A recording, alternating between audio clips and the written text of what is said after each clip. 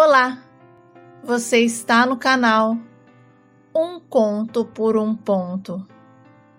Eu te convido a curtir, a comentar, a compartilhar e se inscrever no nosso canal. Quando eu tinha 7 anos, o marido da minha mãe começou a abusar de mim e me ameaçava dizendo que se eu abrisse a boca, ele iria fazer mal à minha mãe e à minha irmã, e até falava em encher a minha boca de formigas. E eu, sendo apenas um garotinho, eu tive que suportar aquele homem horrível até o dia em que a minha mãe o pegou em flagrante. Não sei o que foi pior, querer contar para minha mãe e não poder, ou ela ver tudo e fingir que não viu nada. E aquilo me deixou tão decepcionado que a minha mãe morreu em vida para mim. Ela foi tão conivente que os horários em que o Jair gostava de praticar as suas safadezas eram sempre os mesmos. E a mamãe passou a chegar bem mais tarde, quando ele já tinha tomado seu banho, ficado largado no sofá com uma cerveja na mão e assistindo ao jornal. Ela chegava, dava um beijo nele e parecia que estava tudo bem. A minha mãe, ela nunca perguntou como eu estava e até evitava olhar nos meus olhos. Ela conversava mais com a Luciana. Perguntava como tinha sido o dia dela, porque sabia que o Jair nunca havia tocado na filha. E sabe de uma coisa? A Luciana era o xodó do pai, e ele a protegia mais do que tudo. A minha irmã não podia dormir na casa de ninguém, não sentava no colo do vô, pois o Jair não gostava, e só a mamãe podia tocar nela. O marido da minha mãe vivia dizendo para as pessoas que morria de medo e só de pensar em alguém fazendo mal à filha dele. Mas aquilo só servia apenas para a Luciana, porque comigo era tudo diferente. E eu me lembro que estava tão saturado daquela situação que comecei a cobrar a minha mãe sobre onde estava o meu pai, porque eu queria estar com ele.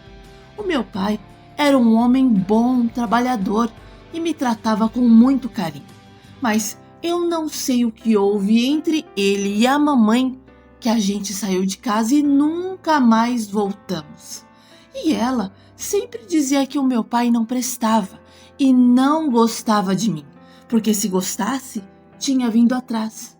Mas mesmo assim, eu queria ver o meu pai. E assim como ela fingia não ver o que o Jair fazia comigo, passou a não ouvir o que eu dizia. Eu gritava com ela, mas a mamãe se fazia de surda. E um dia, numa festa de Natal, em que a família estava reunida, eu comecei a gritar com a minha mãe durante o jantar da ceia. E os parentes do Jair acharam ridículo o meu comportamento e me chamaram de mal-criado, sem modos, e que tanto o Jair quanto a minha mãe precisavam me dar uma lição. E aquilo me revoltou tanto que eu gritei que o Jair era um safado, que ele fazia coisas comigo, e o nosso Natal acabou ali. A minha mãe e o Jair conseguiram enganar a família, dizendo que eu estava inventando coisas para ficar com meu pai. E eles acreditaram e sugeriram que era melhor eles deixarem eu ir, porque senão as coisas podiam ficar pior. E o marido da minha mãe, que era falso do jeito que era, se fazia de bonzinho na frente dos outros, dizendo que ele tinha muita paciência comigo. E me abraçou dizendo que me compreendia e que iria conversar com a Neuza direitinho. Mas quando chegamos em casa, eu levei foi uma surra e quem me bateu foi ele. O Jair tirou o cinto e me deu umas boas cintadas sem dó. E quando terminou, me mandou sentar no seu colo porque ele queria me contar uma história. E a minha mãe? A minha mãe ficou na rede com a minha irmã. Bom, depois de tanto insistir com a mamãe, ela finalmente concordou em me levar para me encontrar com meu pai. Eu tinha apenas 11 anos na época.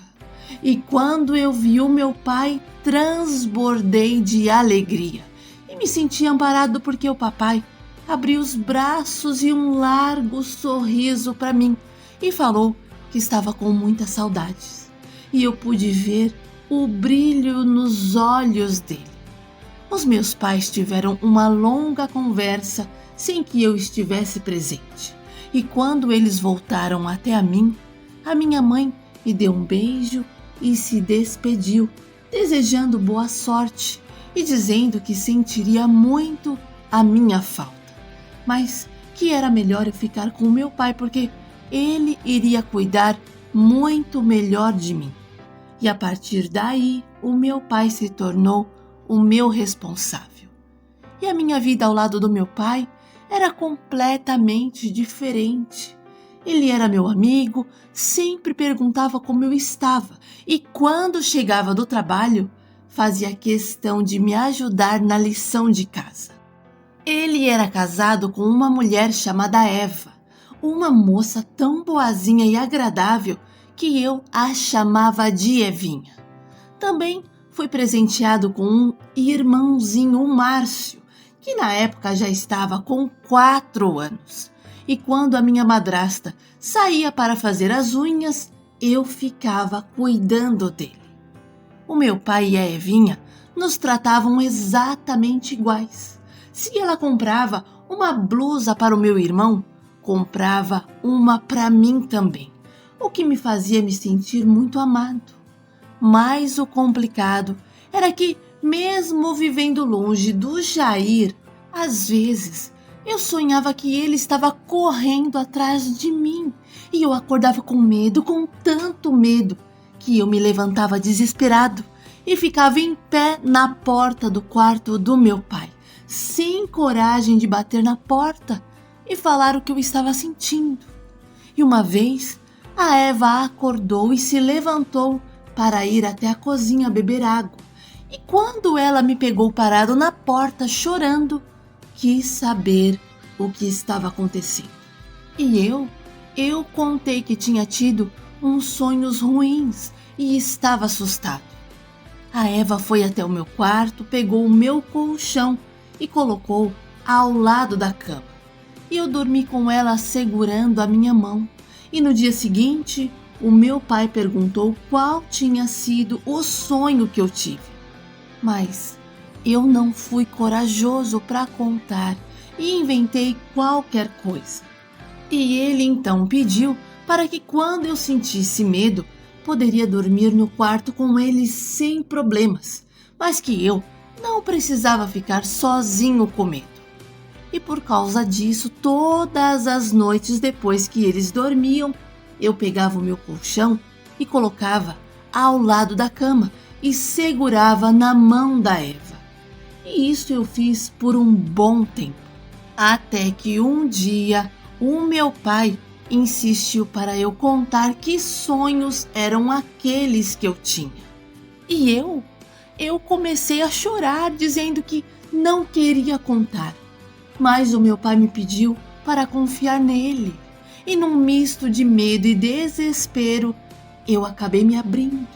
E enquanto eu falava, as lágrimas escorriam dos olhos do meu pai. E ele começou a chorar soluçando, que até a Eva apareceu para ver o que estava acontecendo, porque o papai começou a socar a parede. O meu pai ficou revoltado com a minha história e prometeu que no dia seguinte iríamos até a casa da minha mãe para esclarecer tudo. E foi exatamente o que fizemos. Mas quando chegamos lá, eles já não moravam mais naquela casa e ninguém sabia onde estavam. A Eva e o papai prometeram cuidar de mim e garantir que nada de ruim acontecesse. E a Evinha até procurou ajuda profissional. E eu passei com um psicólogo que me ajudou muito. E aos poucos, tudo que eu sentia foi se acalmando. Eu já conseguia pensar na minha mãe sem raiva. E quando o Jair surgia nos meus sonhos, eu já não sentia medo e virava para o outro lado e dormia tranquilamente. Porque eu sabia que na casa do papai eu tinha proteção. E apesar dos traumas, eu sobrevivi. Logo me tornei um homem e meu pai arrumou um emprego para mim na empresa onde ele trabalhava. E eu comecei a trabalhar no escritório. E a chefe do departamento, a dona Olga, gostou muito de mim e me ensinou tudo sobre como as coisas funcionavam. E eu gostei tanto do que eu fazia que decidi me especializar, fazendo vários cursos profissionalizantes. E as coisas correram muito bem para mim. Mas sabe, a minha maior dificuldade era na área amorosa. Eu tinha medo de me envolver com garotas, tanto que só tive a minha primeira namorada aos 27 anos, a Érica. E foi ela quem me ajudou nesse assunto. E em uma certa ocasião, sem querer, eu ouvi o meu pai e a Eva conversando. E ela disse que o certo era ele contar a verdade para mim, porque uma hora ou outra eu iria ficar sabendo. E melhor seria pela boca dele. Olha, eu senti um frio na barriga, cheguei até a ficar congelado. E como agora eu era um homem que resolvia as coisas, criei coragem e entrei na cozinha e pedi para ele falar o que precisava ser falado. E o papai tomou um susto tão grande que quase se engasgou com o café. Ele tentou dizer que não era nada, mas eu insisti e pedi para ele confiar em mim assim como eu confiava nele. E o meu pai então me pediu para me sentar e começou a contar uma história que eu não conhecia. E descobri que o papai não era o meu pai biológico. E aquilo foi um choque enorme. E eu me senti até perdido e confuso. Mas, ao mesmo tempo, percebi que a pessoa que eu chamava de pai sempre me amou e cuidou de mim como se eu fosse o seu filho de verdade.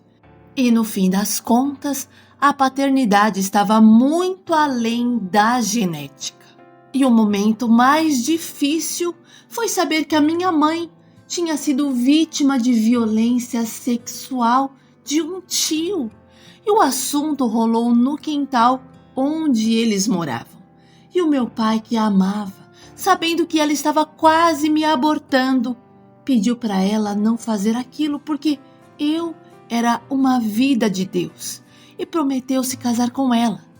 No entanto, a minha mãe, ainda muito jovem na época, não se sentiu preparada para se casar nem para cuidar de mim. Então, para não tirar a minha vida e nem ficar perto de mim, me entregou aos cuidados de uma tia dela, que também não cuidava bem de mim. E alguns anos depois, quando eles se reencontraram, a minha mãe decidiu dar uma chance ao papai. E assim que eles foram morar juntos, o primeiro pedido que ele fez foi que ela fosse me buscar. E a mamãe então atendeu ao pedido dele. No entanto, ela ainda estava lidando com muitos sentimentos difíceis. E um dia acordou, pegou as suas malas e partiu sem deixar notícias, deixando meu pai sem notícias e sem saber onde nos procurar. E aquela descoberta me fez admirar ainda mais o seu Almir, o meu único e verdadeiro pai. Não me revoltei e até consegui pronunciar a palavra mãe com menos peso, porque se eu sofri, ela sofreu ainda mais. E o pior é que ela não tinha um Almir e nem uma Evinha para segurar a sua mão. E sabe de uma coisa?